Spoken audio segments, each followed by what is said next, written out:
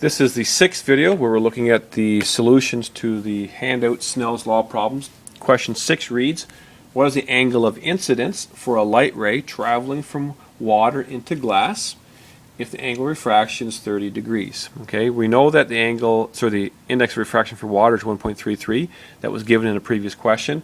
In this particular question, we're also told in parentheses that the index of refraction for flint glass is 1.70.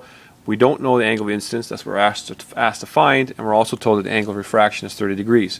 Here's Snell's Law formula. So let's rearrange it now so that we can solve for the angle of incidence. All right.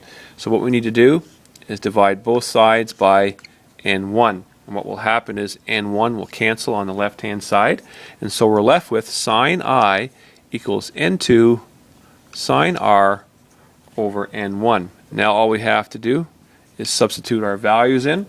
So sine 2 is 1.70 multiplied by sine r, which is sine 30, since their angle of refraction is 30 degrees. Let's shift that over, and that's all over the n1, which is water, 1.33. So let's continue that. So sine I, grab our calculator, okay. The sine of 30 degrees is 0.5. Let's multiply that by the 1.7 times 1.7, and we get an answer of 0.85 divided by 1.33. So now sine I equals the answer to that ratio, so 0.85 divided by 1.33, and that gives me an answer of 0.639. Let's shift that up a little bit. Now to find I, we just need to find the inverse of that. Sine negative 1 to the power of negative 1 becomes 0.639.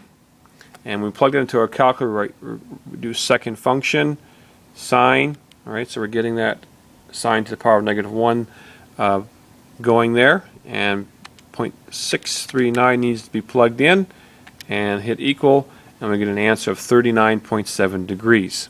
So I equals 39.7 degrees.